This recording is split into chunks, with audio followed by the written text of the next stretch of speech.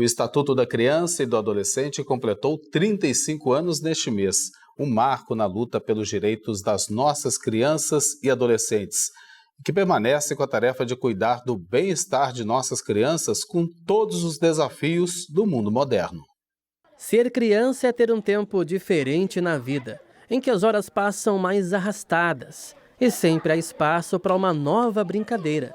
É não se preocupar com nada, além de ser criança. Pelo menos, devia ser assim. A infância é um momento muito crucial para o ser humano.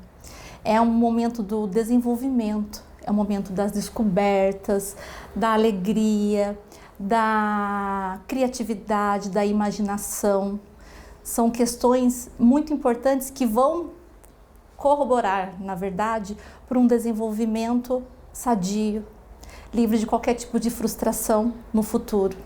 Toda criança precisa ter, na verdade, o afeto, a saúde bem preservada, o ambiente familiar bem estruturado, longe de qualquer tipo de agressão verbal e física, claro, com certeza. O Estatuto da Criança e do Adolescente, o ECA, completou 35 anos.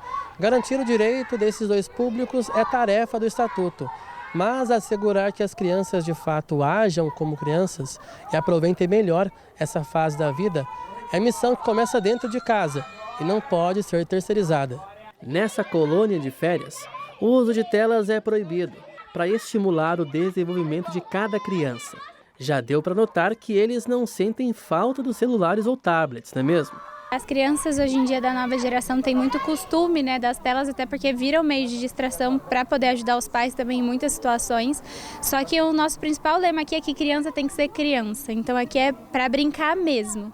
Então a gente entretém elas o dia inteiro com diversas brincadeiras, muitas delas daquelas que a gente brincava na infância e que elas nem sabem, tipo amarelinha, pique-bandeirinha, justamente para que elas gastem energia, aproveitem esse tempo e junto com isso elas possam se desenvolver, Então a gente faz o desenvolvimento motor, psicológico mesmo, interação, a sociabilização das crianças, A gente trabalha muito com crianças atípicas também, então a gente apresenta essas crianças para as outras crianças e faz elas terem uma boa convivência também. A missão aqui é aproveitar o tempo, brincar sem cansar durante todo o dia. A Maria Luísa frequenta a colônia desde os 2 anos de idade. Hoje ela tem 7 e continua gostando das férias com os amigos. Eu vim com 2 anos e meio e eu mais gosto são das brincadeiras. Eu gosto de brincar com as minhas amigas, brincar de jogos e aproveitar. Eu gosto de circuito e slime também e jogar jogo de tabuleiro, essas coisas. Conforme os anos passam, a introdução das telas, as rotinas das crianças vai se tornando um hábito cada vez mais cedo. Mas uma dica de ouro para os pais é que deixem de lado os celulares e outros aparelhos, justamente para estimular o desenvolvimento dos filhos, com brincadeiras fora do mundo digital. Primeira coisa, proporcionar para eles lugares livres, atividades saudáveis como jogos em família. Sabe, jogos de tabuleiro mesmo? Esses jogos de antigamente que eles não... Quando eu vou proporcionar isso em consultório, tem crianças que não sabem. E são coisas que não são caras. Eles podem proporcionar, porque quando a gente pensa no estímulo com a criança saudável, nossa, não temos dinheiro. Tem. Lembra quando era criança? Nós temos que proporcionar aquilo que nós tínhamos. Não terceirizar, como eu já falei, com telas, com outras questões, mas eles precisam proporcionar momentos juntos, com brincadeiras saudáveis. Se puder, claro que hoje em dia não temos, mas brincadeiras nas ruas, Quem vive em condomínio é abençoado com isso. Mas também um parque. Quantos parques nós temos nas cidades, Esses momentos livres com outras crianças, para que eles possam aprender a interagir, porque o que eu percebo, as crianças ficam muito guardadas. E 5 minutos do seu dia, de segunda a sexta, converse com seu filho, brinque com seu filho, para estimular essa questão da socialização, da criatividade, da imaginação. Leia com eles, leia. É tão importante ler, eles adoram. Meu filho não sabe ler, então leia você para ele. Conte uma história que você viveu, você vai estimular a imaginação do seu filho e vai proporcionar, com certeza, memórias afetivas. É um assunto bem importante, né? O Estatuto da Criança e do Adolescente teve participação ativa na Igreja Católica por meio da Pastoral do Menor. E para falar sobre essa trajetória e os caminhos atuais, a gente conversa com a Marilda dos Santos Lima, que é coordenadora da Pastoral do Menor Nacional. Marilda, boa tarde, seja bem-vinda aqui no TJ Aparecida. Boa tarde, muito bom estar aqui e agradecer esse espaço para falar de um assunto tão relevante na nossa sociedade. Marilda, já te pergunto, né? Qual é o papel da Pastoral do Menor na construção e defesa desse estatuto ao longo dessas décadas?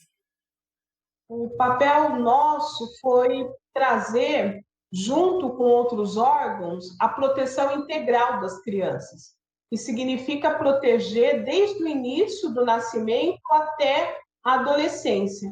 E o nosso idealizador da Pastoral do Menor, nosso querido e amado Dom Luciano Mendes de Almeida, ele teve uma ação proativa nesse processo, inclusive nos representando na convenção em Genebra, onde foi feita a Convenção dos Direitos da Criança e do Adolescente para todos os países. E o Brasil aderiu a isso. E nós, da Pastoral do Menor, já estávamos aqui mobilizados, construindo com todos os agentes e outros parceiros essa ótica da proteção integral, que significa trazer esse olhar que essa criança, esse adolescente está em desenvolvimento peculiar, porque um momento ele é bebê, outro momento ele é criança, outro momento ele é adolescente, e que exige de nós, todos nós,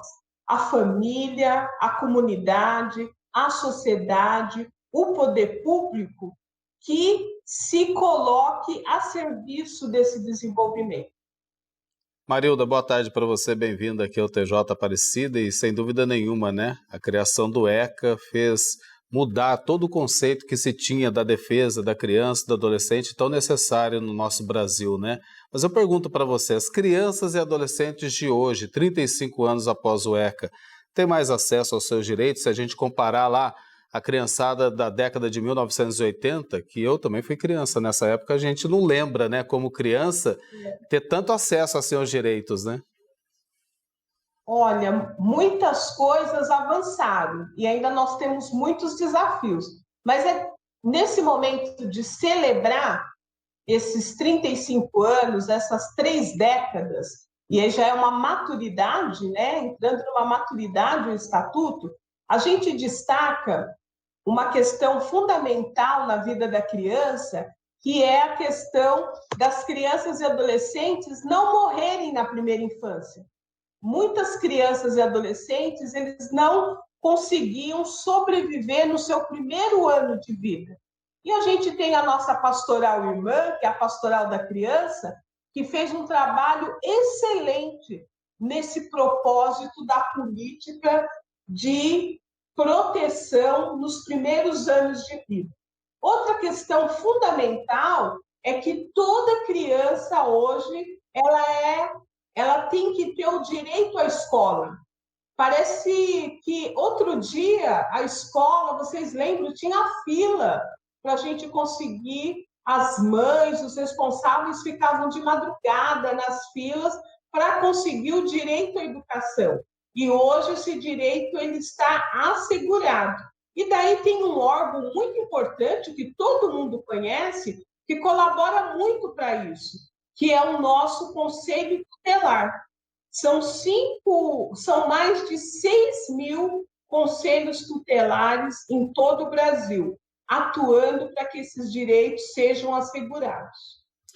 Marilda, o Eduardo falou justamente, né, de 35 anos atrás, quando se começou o ECA. A gente também tem uma mudança no comportamento das crianças. 35 anos atrás era muito diferente, né? Hoje em dia a tecnologia mudou muito essa percepção? A questão da tecnologia, nós temos o Estatuto, ele foi também sendo atualizado. Nós temos mais 40 legislações que conversam com o Estatuto da Criança e do Adolescente, se conectam, porque ele vai dando resposta à realidade.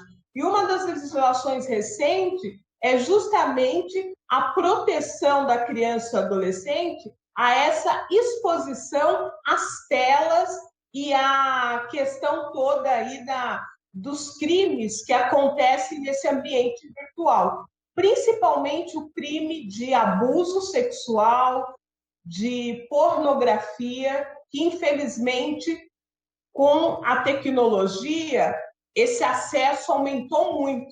Então é preciso que todos nós, família, escola, instituições, nós que somos da igreja, façamos essa proteção. Por isso que a gente diz que é preciso conhecer a legislação, a sua atualização, para que a gente possa fazer essa proteção.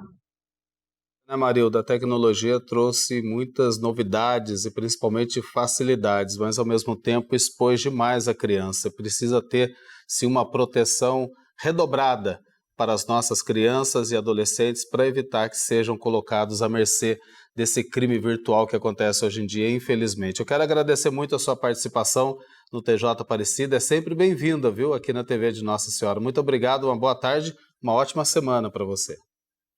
Boa tarde. Eu queria terminar dizendo que todos nós estamos convidados a cuidar, como diz o nosso querido poeta Milton Nascimento, a cuidar do broto, para que esse broto dê flores e frutos. Vamos proteger nossas crianças. Obrigada. Eu que agradeço. Muito obrigado. Um abraço para você.